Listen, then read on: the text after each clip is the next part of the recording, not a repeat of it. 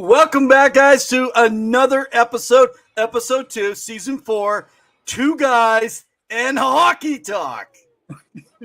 Woo! How's it going, everyone? We have a jam-packed show for you tonight. We have a special guest. Leah Hextall is here, the journalist, commentator, public figure, play-by-play for the NHL, and she's got some great insight, not only in the NHL, but her coming-ups in hockey and things that she's going to share with us, some really insightful stories. We hope you're excited. Evan, how you doing? I'm doing fabulous, really excited. Want you guys to know, Leah Hextall is the first female to call play-by-play nationally for the NHL and the first full-time play-by-play female voice to call. We're excited to bring her in.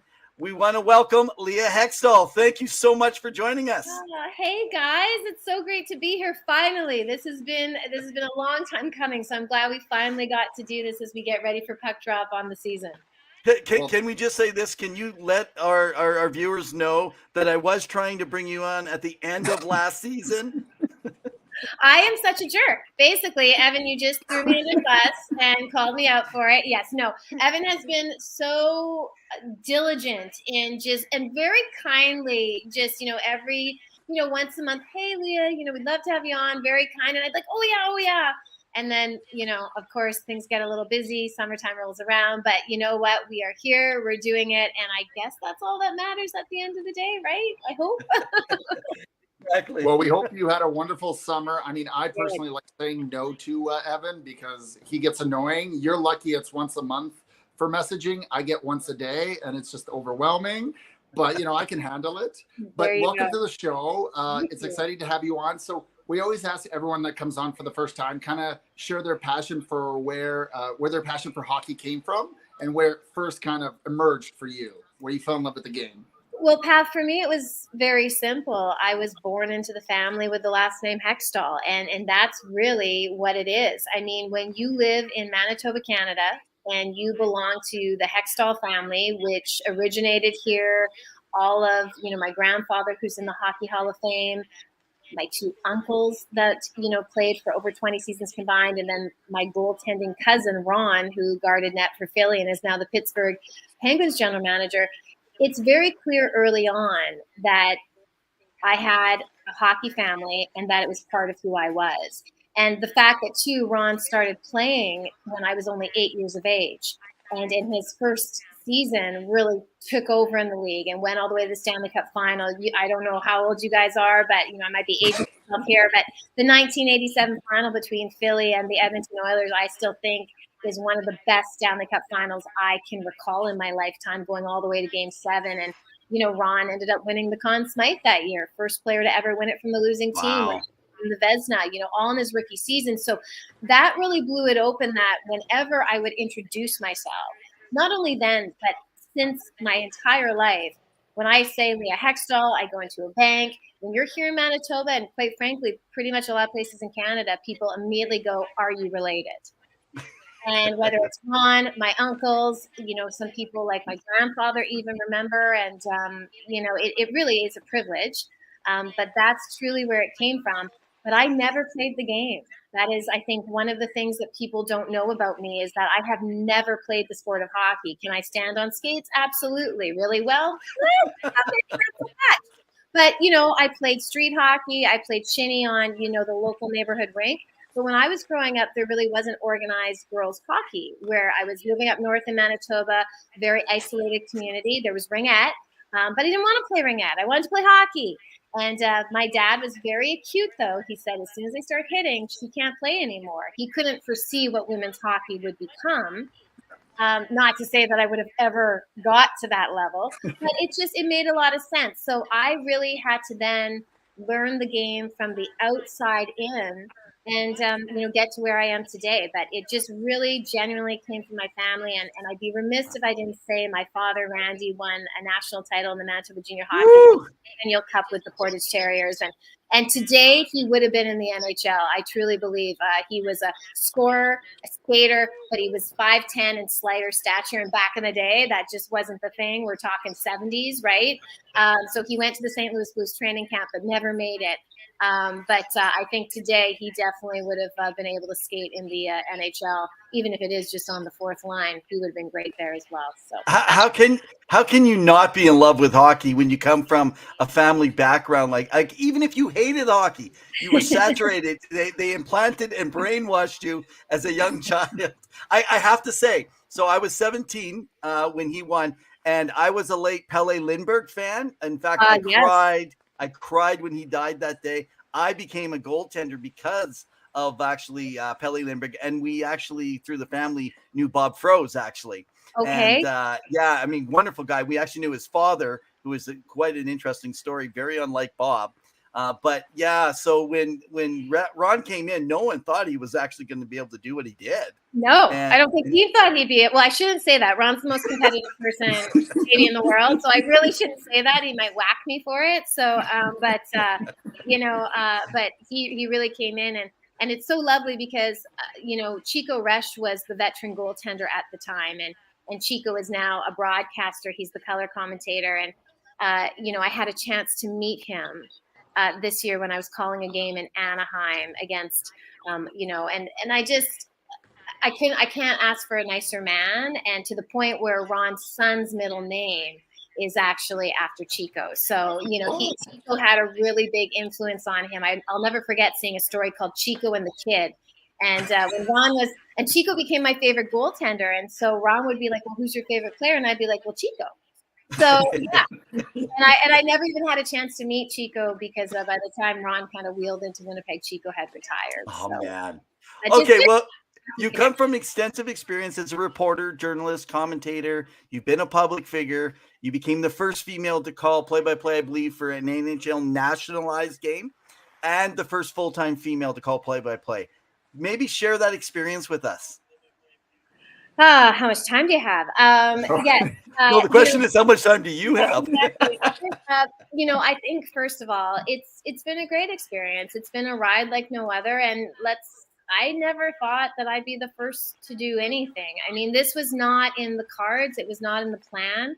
I was a host and reporter for the majority of my career.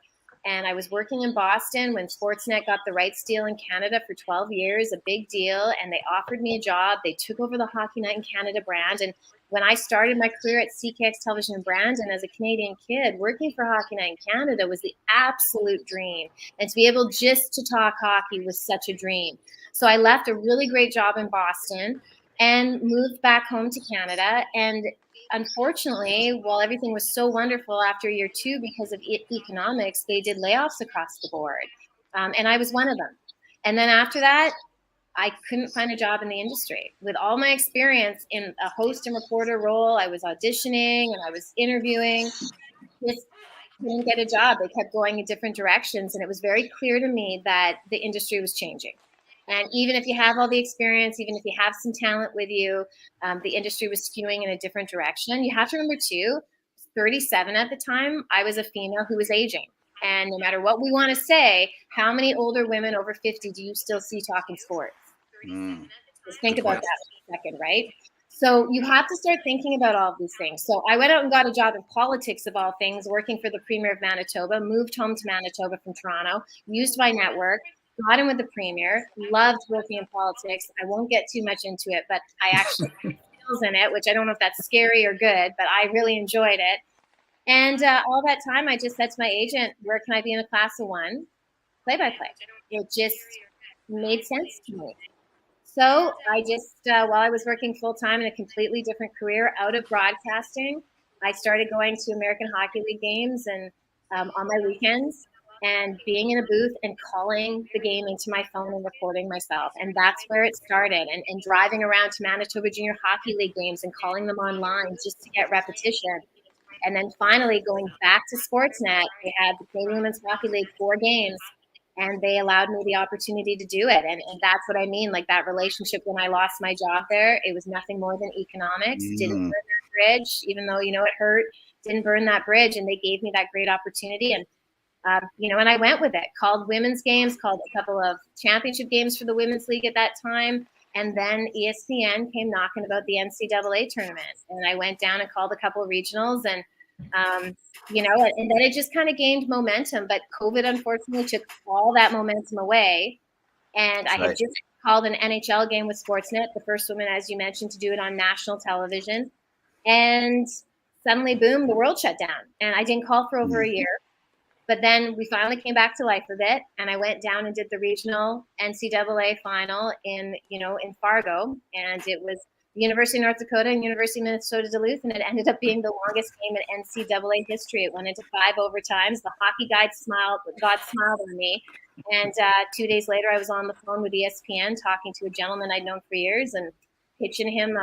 I want to report. I'll do that because I'd done that for them before, but I said I'm a play-by-play and I want to call play-by-play, and they gave me that opportunity. So I've just been trying to work at it and get better as we go along here. And I've called now at 25 NHL games on my resume. So, but getting those weekly calls with ESPN, it's just a game changer. It's been such an experience, the travel, getting to call these athletes that are just so incredible, as you guys know, and just getting to be in the rink and, doing playoffs. I got to call 2 Stanley Cup playoff games. I mean, it's just such a dream. And it wasn't a dream growing up because I had no idea women could do this because I didn't see anybody doing it. But now it really is amazing. And anything that's negative about it, you just have to work through because you just got to keep your eye on the prize of what and why you're doing it. No, that's incredible. And you share some really insightful inspiration in terms of what it means and what it takes to get through this. Now, there was a little birdie that told me that Mike Doc Emmerich inspired you a little bit, encouraged you to getting into this. Now that you are kind of, and I don't want to use this word loosely, but pioneer, like you've set a stone and a step for women everywhere, for young women. What do you encourage them or share with them if they want to get into sports? It may not necessarily be hockey, it could be baseball. I wonder how that conversation would go out in your house if you told, your dad, actually, I want to get into baseball instead of hockey. But what kind of message would you convey to them? Because you see the women's sport growing, and you see it, way more people are interested. There's way more viewership for the Olympics with the women's when they face off U.S. versus Canada. What are your thoughts there? It's funny because I was having a conversation today with someone who is, in the business and starting to make her way. And, it's still as difficult as it was back when I first started. And there is more women than ever before holding positions, but just the industry, female, male, gender aside, the industry is just tough. It's so tough. I mean, I think about when I went to school, there's maybe 1 or 2 of us from my graduating class that are still in the business and that have been able to stick with it. It is not easy. It is not, when you are first starting out, you make no money. Like, people need to know, my first job, I made $650 every 2 weeks. I made $25,000 before taxes when I moved to CTV Winnipeg. And we're not talking 20, like, this was, it's hard. It's a hard business to get through. You have to love it. So like, that's the biggest thing. You cannot be a poser. You cannot just come in and think, because I'm a woman, because I'm a pretty face, I can stand here, look good, read a teleprompter, and I'm going to do it. If you're going to really do it, you got to put in the work like anything else. And you got to know what you're talking about. But most of all, you have to love it, because I think you guys can tell, or at least I feel like I can tell, who really loves what they do, whether it's in sports broadcasting or any profession. Yeah. And because it's so competitive, and because it's so demanding, and it takes so much time away, because I mean, I'm gone 50% of the time. I'm on a plane 50% of the time. If you don't love it and love the people that you are with and working with, it wouldn't happen. So I think that's the biggest thing, is if, without true passion, greatness can never be achieved, is one of my favorite sayings. And I really believe in this industry, that's the bottom line. So how do you approach people that will say, maybe you were not the most qualified for that job to become a play-by-play announcer? Well, I would agree with them. I was not the most qualified to do the job. I have never said I was the most qualified to do the job. I think what we have to understand, and this is really, really key, is about the intent in my hiring. The fact is that what happened is, in hockey, as we know, it's a male-dominated industry. The whole world is a male-dominated industry. If you look at, facts, CEOs are still 97% are men. That's not a hit. Every job I've ever received, a man has hired me. I am very happy that he did. I work with tremendous men who are incredible colleagues to me. But if we want to create diversity within our game, and I can only speak from the hockey perspective, we have to understand that there are people, gender, people of color, that have not had the opportunities. And what I mean by that is, they can't be the most qualified candidate, because how do you become the most qualified candidate when you can't gain the experience because of a lack? And, if you really think about that, it makes sense. There's no way I could have been as qualified as the men who have come before me, because they have seen themselves in that role for the last 100 years in the National Hockey League. I did not. I didn't see myself in that role till I did that role. So if you don't even know that's something for you, you don't grow up thinking, I'm going to do that. So while I was a very experienced broadcaster, I put my resume up against a lot of people. I had all the major networks. I'd done it all in hockey. I had a good background in it. I obviously come from also a hockey family, so I had this genuine love. But I didn't have very much experience in play-by-play, because I had just started and I had to create my own opportunities. There was no feeder system for me. I would have loved to develop in junior and then the American League and then go to ESPN and the NHL. But those opportunities weren't there. So what ESPN did with intent, and with me saying, hey, let's do this because I'm going to put in the work. But they just said, listen, she's got qualifications as a broadcaster. She has qualifications as hockey. She's not the most experienced here. But if they don't open the door with intent and give me the opportunity and see my potential, when's it ever going to happen? So they made it happen. And with that, now it's up to me to do the work, so that in year 3, 4, 5, I am now just as qualified as my counterparts. But it's not going to happen overnight, because I don't know how you guys feel, but learning your job on national television is not exactly fun. And you face a lot of criticism for it, but that's the opportunity I was presented with. In order to create that diversity and a new voice in the game, that's what we're doing. So it's just a different way of thinking. And even when you see, like, I had a conversation with Ray Ferraro about this, because after I did a speech called Not One of the Boys, where I talk about this, and he viewed it. And Ray's my colleague at ESPN. I think he's the best color analyst in the business. And his wife got hired as the assistant general manager in Vancouver. And he just looked at me and he said, when you said that to me, I thought, that's Cammie. Wow. Of course she's not as qualified as all these men who have been AGMs before or been in business. She has a whole other set of qualifications. And she's got a different way of thinking, a different way of seeing the game, because she is female. And it's going to bring diversity of thought into it. And she has the ability to learn the role. So that's why they have senior people to her who are very experienced, who are going to teach her, just like I have to learn and be taught in my role. And then it's up to the person who gets hired to do the freaking work. And that's the one part that's going to tell if this is an experiment or if this sticks.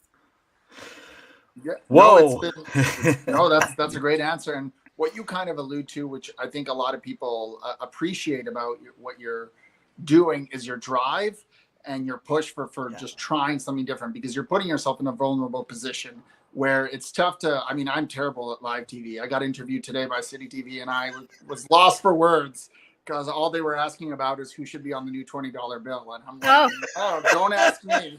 I'm terrible. I've never done interviews before, which is a hoax. But one of the things that we wanted to ask you is kind of take us through the step-by-step of how you prepare for a play-by-play for whatever it may be, whether it was the NCAA or it is one of the NHL games, or even as intense as the playoffs, which, as you know, were one of the best viewed playoffs ever. So that was props, and you had something to do with that, so that's pretty cool. Yeah, the process, it's a big one. I mean, it's work. The bottom line is it's work, but when you break it down, so when I get my schedule, which I just received, I will look and see, okay, I have a game. This is my game this week. So say I'm doing the Dallas Stars and the Nashville Predators. The very first thing you do is learn those names and numbers. And for me, because I'm back, when you're working national, it's very different than regional. It's not to say that it's harder. It's just that you're doing different teams every week. So there is that extra work of like flip-flopping to different places. So you really have to know the league. So it starts with the names and numbers. If you do not know those by heart, you are dead in the water. That is the bottom line. And trust me, there are games that I go in when I get busy and you're in that mid-season grind and you've got 2 games in a week where you're kind of sitting there going, oh, geez, I don't, warm-up's happening and it's not coming to you like, and you're like, oh, God, we're in for it now. But, you get through. But the first thing is the name and numbers. And then it's just learning what's going on with the team. And it's, who's scoring, who's on hot streaks, learn it, and you want to have all the tidbits, because if your analyst is talking about a player, you want to be able just to drop in a little nugget to support them. At least that's the way I do it. I also believe I'm a storyteller, and that comes from my reporting background. One of the reasons ESPN hired me is because when I do play-by-play, listen, it's a TV format. I don't have to tell you exactly what's going on all the time, which is something I actually struggle with. I have to be better with my breath and economy of words and knowing I don't have to talk all the time because people can see what's going on. But just dropping in information about players. But I think what people have to understand is that as a play-by-play, you have to know everything. It's not just the players. How many people are in that rink? What's the rink's name? What street is it on? Who's all the medical personnel? Because, I'll never forget one night when John Tavares got hurt. And not only did the Toronto training staff came out, but then the Canadiens training staff came out, I believe. And then the doctor who's not even on the bench came out. And Chris Cuthbert, and I'm sure his producers were helping him a little bit, but you got to know. And you have to be able to say the name properly. And so that was a lesson to me. And from now on, when I'm doing games, I have a list of their staff. And, and then you have to know the officials. And then, it just does not stop, right? Like there's so much to know because you do not know where the game is going to take you because the game is the star. At the last minute, especially last year in COVID, we had line adjustments. I was in Anaheim and players were being pulled out right before puck drop. And the PR guys were coming in saying, he's out. He's not playing. He just got pulled. We just got a test back. I'm like, oh, who's in? Some kid. You've never heard of them. And you know what I mean? And I don't mean that rudely, but like they're okay. So there's knowing the American Hockey League. It just, and then the prospects, it just, as I'm saying this, I'm getting anxiety because it does not stop. But it really, at the end of the day, if you know the names and numbers and you have a sense of the team, you will survive. But it is so much more than that. So as soon as you get done one game, it's just study, and watching. I mean, watching teams, I always make sure I watch at least 2 games of each team before I call them, because even seeing how players move is very helpful when you're calling a game. Just sometimes their stature on the ice, how they move. I mean, when you have in Chicago both Jones brothers playing in a D pair together, come on. Are you kidding me? It's like, really? Could you give me a break here? But, it just see how they move differently because you might just see the name, and it's like, oh, kind of thing. So just even little things like that can be helpful. But that's a very long-winded response to preparation. But I'm a big believer. I have flashcards. So I have a number, and then I write the name on the back. And so when I'm sitting on a plane, you'll see me, and I'll just go through them as fast as I can because that's how fast you have to identify the number. And then I'll put them in their lines, and just to make sure that I know the lines, and I can be like, because if you see a line and you're calling, far side, can't see the number, but this is the line that's out. Pretty good chance if you know that's the guy over there. So just all those little kind of things. And I'm sure there's better ways to prepare that I will learn over time. That's just how I do it right now. I find one of the most interesting things is some of the names more now than ever are more difficult to say. I don't know. Maybe it's just me. And they keep changing their name, how they want it announced. So they Right? tell one person. So like we're from the Edmonton area, and so I've heard the stories between Bob and Jack over the last decade, right? When they're talking back and forth, and I connect with Jack a little bit, and I've talked to him on the side, and I just said, dude, how do you? He goes, they say one thing, and then later on they're like, oh no, I'm okay. Well, no, now I want to be called this, right? Yeah. Well, I mean, Sakara or Sekara, right? Marchand, Giordano. It always happens. And, and a lot of times what actually gets to me is I will ask a player, because that's what I always do. If I don't know, I ask the player, and they'll say, and I'll say, how do you say your name? And they'll say it, and then I'll say it back. I was like that. And he's like, oh yeah, that's good enough. Like, especially if they're European, because I'm never going to put like, if you're a French Canadian player, I'm never going to accent it up. I'm English. Yeah. I'm not going to insult you by trying to put like roll an R or do something like that, because I'm not that talented. So I just keep it really as basic as possible. But there is name changes. It happens. It's okay. But then, for me, the golden rule is I always go over my names when we sit down. I sit beside my color guy and we go through all the names. Even if it's John Smith, the name, we say it out loud. Because as long as we're on the same page in the broadcast, at least we have that continuity in our broadcast. So that's the one thing we always do. And if we have a debate about it, we'll bring in the PR team and be like, can you help us with this? Because he's saying it this way, I'm saying it this way. The worst is when you're overruled and you've been practicing it one way, and then you're like, oh, God, now I got to say it like this way. And it usually takes a bit. But I'll never forget when I had to go call San Jose and Jaden Hulbegawaks was in there. And he played in Moose Jaw with the Warriors in junior. And I remember seeing that name. But when you have to say that in real time and the puck goes boom, boom like that, there's no time. I just started calling him J-Dub. After I did it once, I was like, J-Dub, stop the puck. I didn't even care. I was like that name is so, the more syllables I find, the harder, just because of the speed of the game. Well, hey, to honor your time here, Pavel, why don't we ask her a question around women's hockey? So last year, I'm not sure if you're familiar with Cassidy Sauvé. She just got signed by the Buffalo Boots. Yes, we had her on our show last year. She was calling from Finland, so it was pre-recorded. We're a little confused because she's got some of the outside of injury, she's got some of the best save percentages and goals against average, and she's done nothing but win, it seems. And yet she's never been selected on some of the teams. I got to bring her back and find out some of the. But anyway, we've talked about around women's hockey. In this show we've had lots of conversations, especially around women in hockey. But one thing, I mean, I'm a pro component. I know that some people don't like the women's NBA, the WNBA. I would love a WNHL or an NWHL or something sponsored. And we have a whole bunch of ideas. We love to. You tell us who to send the ideas to. We got them. But the point being is, where do you see women's hockey going? We got two different leagues. I know there's some different opinions that the NHL, as long as something's out there, won't get involved. What are you able to tell us? Some stuff you may not be able to. I don't know.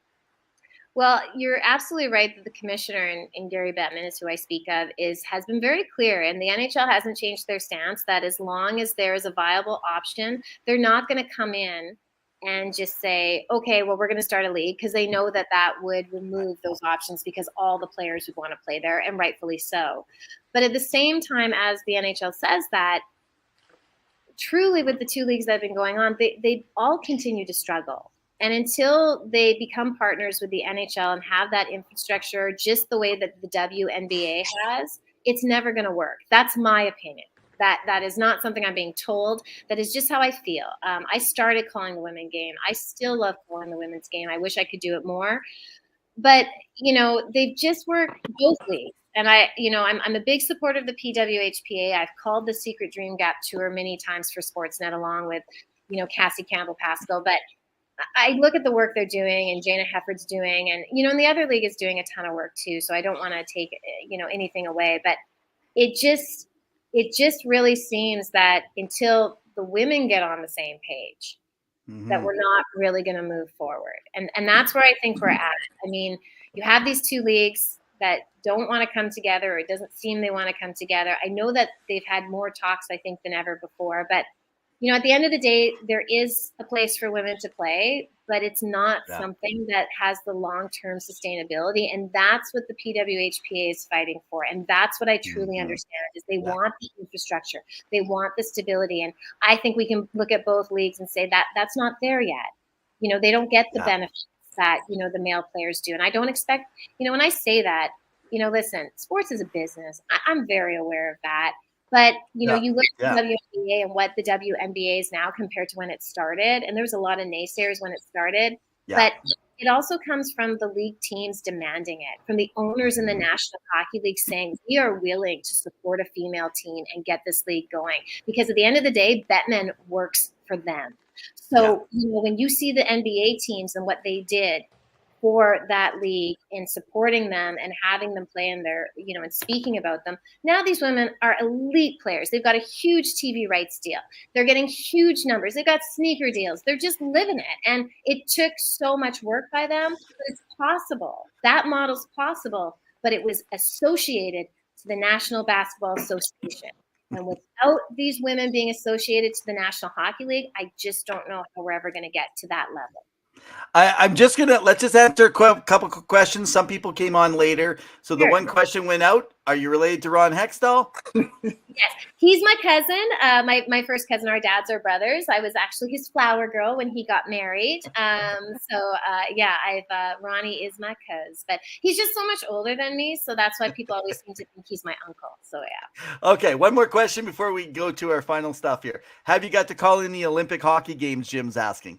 I have not, Jim, but it is definitely a goal. I would really like to call the women's. I have to say, even more so than the men's, it would really mean a lot to my heart to be able to call the women's hockey at the Olympic Games. And I fully feel, the CBC, they had very, Brian Mudryk called this year and he did a great job, but I think it's time. There's qualified women out there. It's time for the CBC to give some of us a call, and it's time for female voices to call female sport.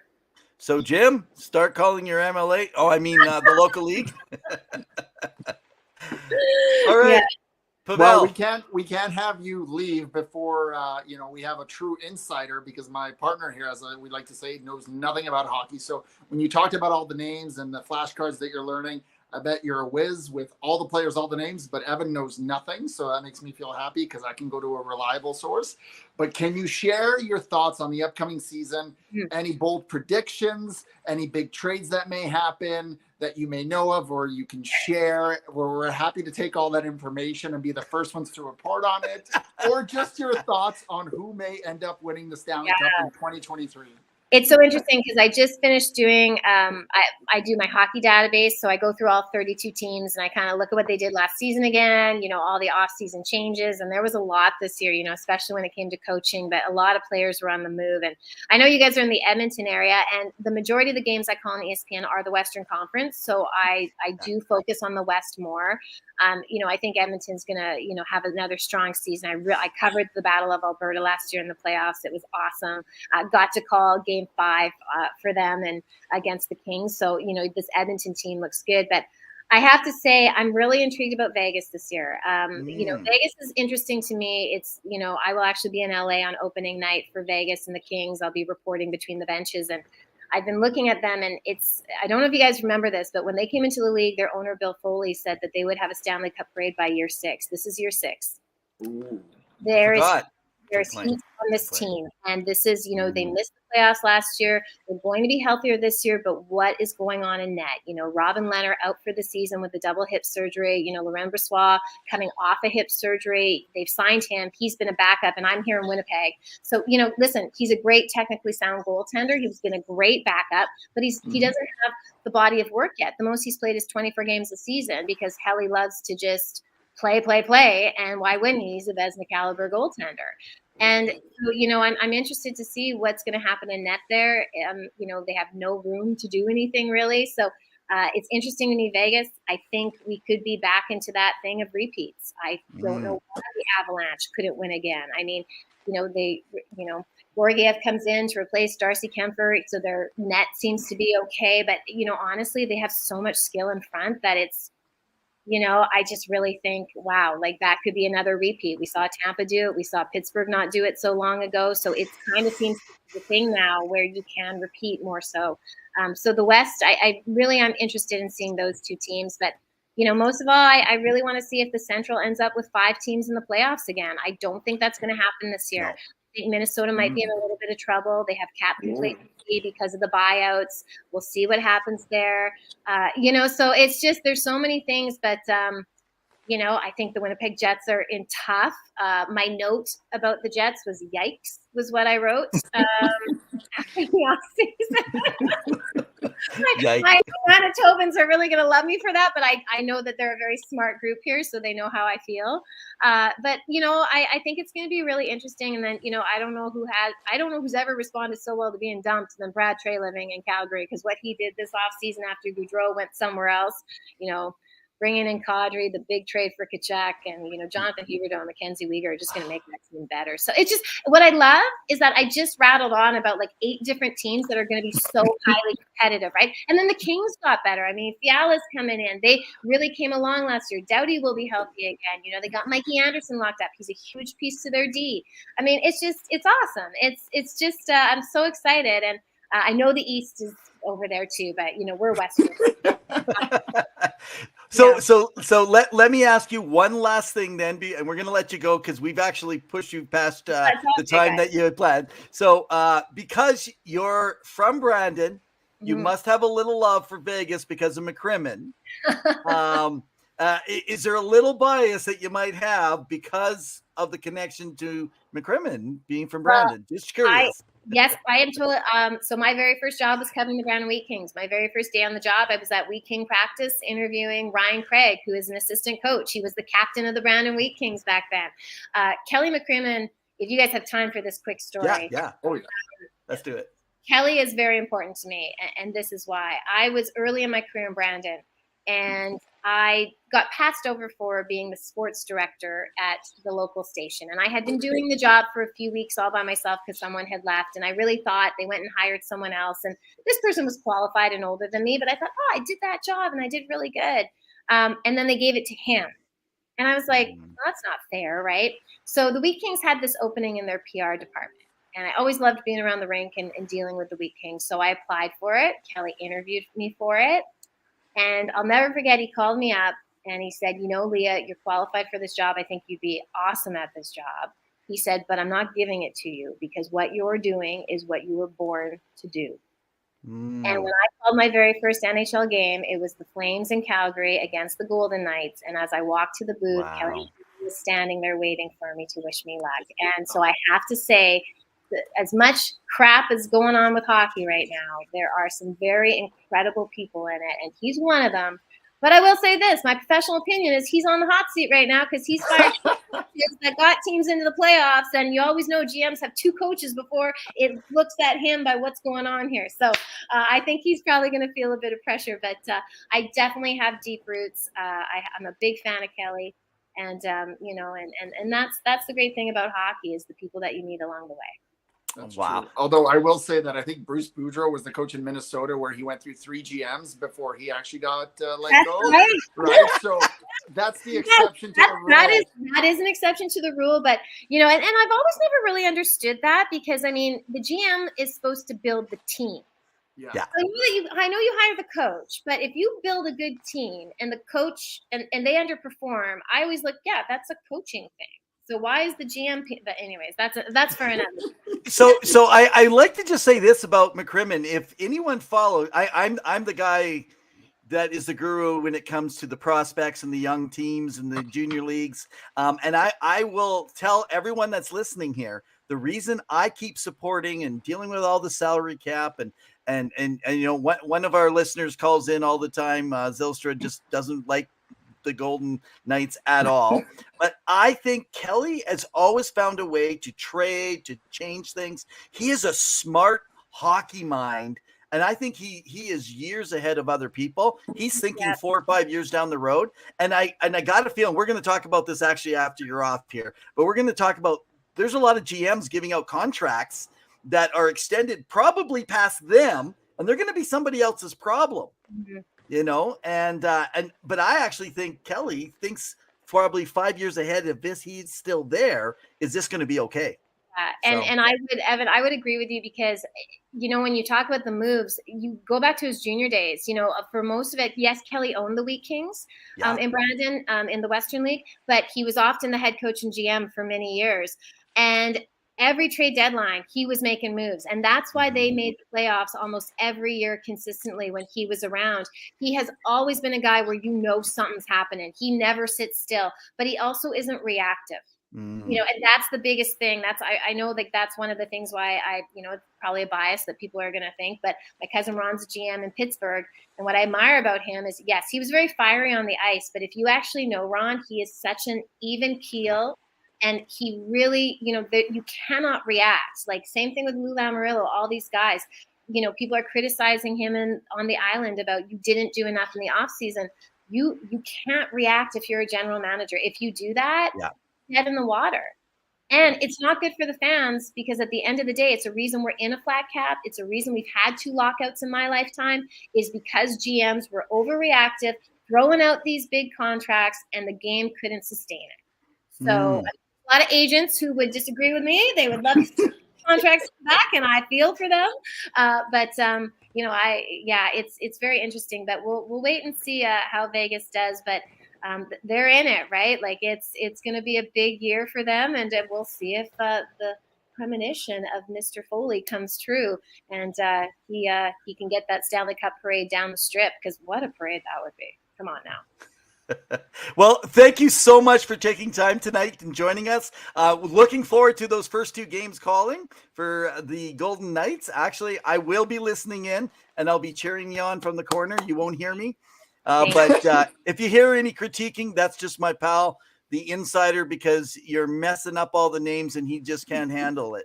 That's right. Well, I have to tell you, I've got an Edmonton game on my schedule, not in Edmonton, but I have Edmonton on my schedule, and Calgary. We have a game in Calgary this year in the first 3 months, and there's another game that I have where Winnipeg's playing Arizona. So it's really nice. ESPN's got a little bit more Canadian content. Woo! I love it. I'm pretty excited about it. got the full package this year, so I get it all. There you go. So now we just want to say, do you want to share any kind of Twitter account or anything where you want people to follow you or give you a look or check out a book or anything? Like, what do you want to share? How do you want people to connect with you if they want more information about Leah Hextall? Yeah, so I'd love to tell people my Twitter handle and my social media if you're going to be nice, because I have a nice relationship with social media ever since I started calling games. But no, I'm at Leah Hextall everywhere on social media. I only have Instagram and Twitter. I'm not a big social media person. If you're trying to get a hold of me on Twitter, it's kind of hard because my direct messages are off and it's highly filtered just because for my own mental health. But that's that. But I also have a website, leahhextall.com, and there's an email address where you can email, and it does come to me, good or bad. And I love hearing from people. I really do. It's honestly what keeps me going is the notes I get from, all sorts of different people across the board. And even if it is constructive criticism, when it's done in the right way, I appreciate it. So a couple comments. So it's funny. Jim quickly, he says, "Thank you for coming on?" ? I think you didn't mean to say ? Jim, but and then Zilster was just saying thanks. And then Jim did want to know about Ranger games, and they also wanted to know about Montreal. So guys, go on. You got to go check out. Go to our website. Are you gonna? So how will they know the games you're going to call? Is there any way? You're like usually on my social media, you'll see what I'm preparing for every week because I kind of let people in on the process, and usually it's me sitting at my desk with a big glass of red wine.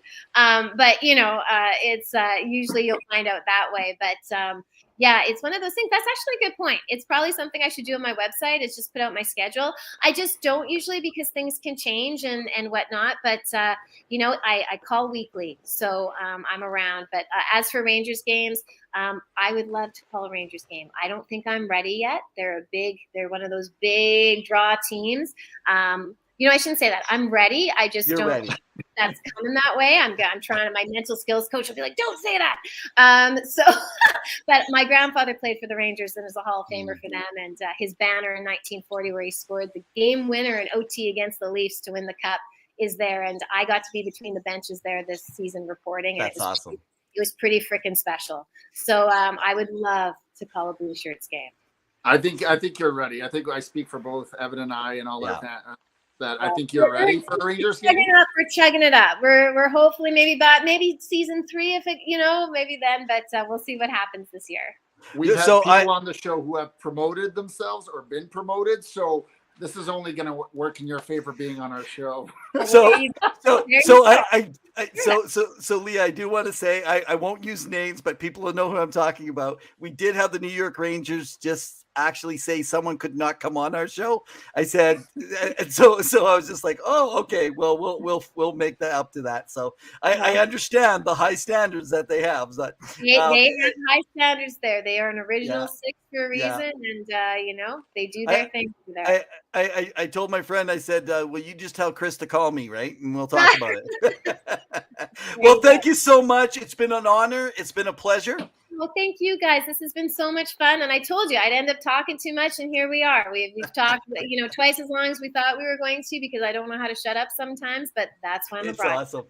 So well, and that's why this is called Hockey Talk. There you go. Thank you for making me feel better, Evan. I appreciate it. But Pat, Evan, thank you guys so much for having me on. It really was a pleasure. And hopefully we can do it again sometime. Yes. Awesome. Take care and have a great season. Cheers. You guys talk soon. Enjoy. Keep your stick on the ice. I will try. All right, Evan, I'm a little dark. I'm going to brighten myself up. Okay, well, Pavel is brightening himself up. I don't know how we're going to follow up with that here, guys. So Hans, he's coming in here. Now, I'm sorry, Hans, I didn't get this together. What's your signature saying? Like, holy Makana? So I don't know Hans, but Hans, go follow her on Twitter and tweet her at Leah Hextall. And if you go on Twitter, if not, go on Instagram. I don't know because she's not on Facebook, obviously. Or she's just not adding us as friends, as she told us. And I do want to do a little shout out for Jim. I had a little conversation with him this morning. He has been asked to be the new organizer or one of the key organizers for a ball hockey group for both men and women, both roller and street hockey. So it's pretty exciting. So props to Jim. Again, being on the show gets you perks, except for us. I'm still waiting for my perks. Well, hey, there are a few things, guys, that we only got about 5 minutes to quickly talk about. We were talking about those salaries, right? Because the salary last week they were asking about what about Johnny Gaudreau? What about Keith Tkachuk's new deal? What about we were saying about Stützle last week? So is this interesting? Let me give me your take on this, Pavel. Salaries have become so high. Like we just saw some new Jordan Kyrou signed 8.123, similar to what Rob Thomas signed, as well as St. Louis. So we're finding players that are not even point per game are going in the 8s or minimum 7s. These are guys that may never be a point per game, getting these huge deals. They're going early into their elite level contracts. They're not going into bridge deals. They're moving quickly. There's a whole bunch of different reasons behind this, obviously. And they seem to be 6 to 8 year deals. And then what about the future when we got the Kadris and the Huberdeaus? These guys are signing for massive dollars at older ages that take them to at least 35, 37 years old in between there. And these contracts, the GM may not even be there. Yeah. I mean, the problem is that it's a twofold thing. The cap will go up in a couple of years. It's gotta. I mean, from the conservative estimates that the NHL has presented this past summer, they made $5.6 billion with all the ad revenues, the helmet revenues, all that, and now they're having ad logos on the on the jersey. So that is going to increase the cap because it's been a bit of a flat cap for the last little bit due to COVID. So that's understandable. The big thing that I think GMs are afraid of is what happened in Calgary with Johnny Gaudreau and Brad Treliving and the Flames, where he just walked. And I feel that the teams are trying to get in control of these young stars, whether they're superstars or not, or they'll come into their own, and they don't want to lose a player for nothing. Now, Calgary was able, as Leah Hextall kind of mentioned, have a great summer and trade for Huberdeau, Uyghur, first rounder, a few other things, and replace what they lost. And, fortunately, Matthew Tkachuk was kind enough to let the organization know that, he wants to be dealt, so he went to Florida. That being said, a lot of GMs got spooked and said, I don't want to lose my guy for nothing, and they're just going to walk and go to free agency and go to a team that can pay him that. So they're locking up their big guys for the potential of what if. Does it work out? We will see at the end of their careers. It's hard to judge immediately because people like to jump initially, as Leah talked about GMs. It's like, you can't be reactive. You got to see where it ends up. There's always risk of injury. There's always a risk of potentially going down. There's always a risk of not producing for what you want to, right? It does happen. Yeah. And decline. But a lot of these guys are getting paid now for what they can be rather than what they have done. And I think that's just the name of the game. And I always find it silly that a player or fans criticize players for wanting a big payout when in fact it's billionaires who have all this extra money that they can pay out and give these players things. What? You don't like my rants? We're picking on the billionaires. Let's talk more about that next week. Sure. But what I want to talk about billionaires. Billionaires or millionaires? Whose side are you on? And let's have that discussion. But we only got a couple minutes left here. So I want to mention to everybody for next week, we have, just so you guys know, Jamie Basco. He's a writer. He's a sports writer, and he's also does editing work with them. But this guy creates the content. He does all the inside interviews with the Philadelphia Flyers. So we were just talking about the Flyers. Now, of course, that is no longer the home of Ron Hextall. If you guys haven't followed for a while, you've been out in the boonies. But Jamie Basco's coming on next week. This guy is going to lead into all the discussions around the Philadelphia Flyers. So if you got questions, any of you guys this week, make sure you send them to us so that we can make sure to ask those questions. Jamie is it like I will tell you this. Last year, Jamie came on this show. I thought the Flyers were going to win the cup. Do you remember that?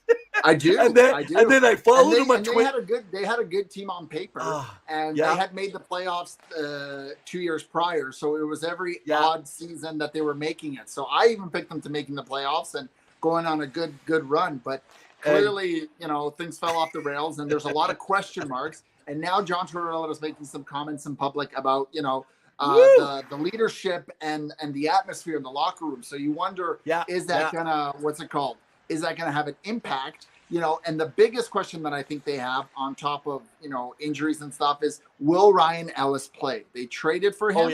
Will he be a player there and be able to play even 50 games for them? Because that's a big deal. And that's why we're bringing Jamie on for you guys next week. So we have been very fortunate.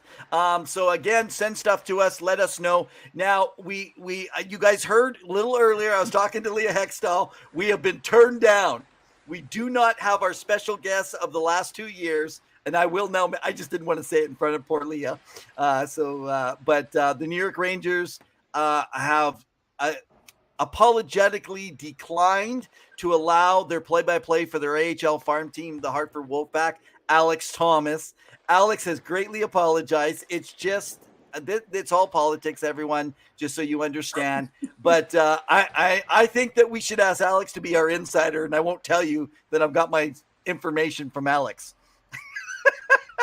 What did we ever do against the New York Rangers organization to get them not to allow to have Alex Thomas on the show? I see. But it's okay. Clearly somebody in the New York Rangers organization is watching this show, probably on the toilet, but that's okay. Oh, hey, Hans tells us that we should eat pickled eggs our next show. Okay. All right, guys. Well, so because Alex not going to be on, we had booked all these guys into a tight battle. We also have Willie Paylov, scout, writes a contributor for the Red Line Report, which is one of my favorites to talk CHL. I do want to just give a quick note to everybody.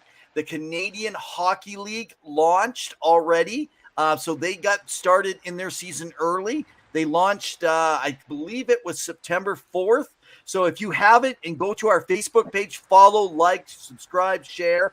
On our Facebook page, though, we keep you updated on ball hockey, on street hockey, with big tournaments going on. We talk about the Canadian Hockey League. I even got some updates there. Connor Bedard has come out of the gates in the preseason flying. This year's predicted, and it's not just predicted, he will be the first overall pick.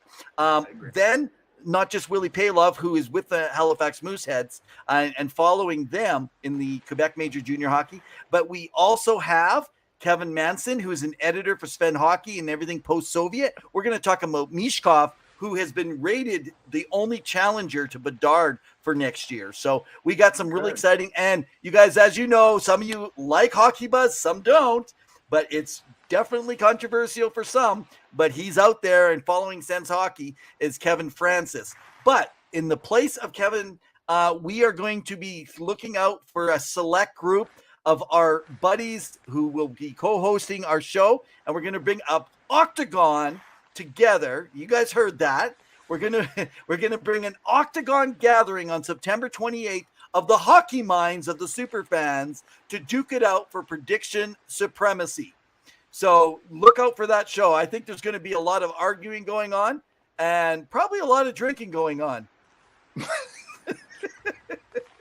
Because they all got to put up with Pavel's rant. That's true. They really do. They have to listen to me speak for 50 plus minutes. Oh, man. All right. Oh, Jim. Okay, I got to finish with this. Jim just said he's going to call the Rangers for us.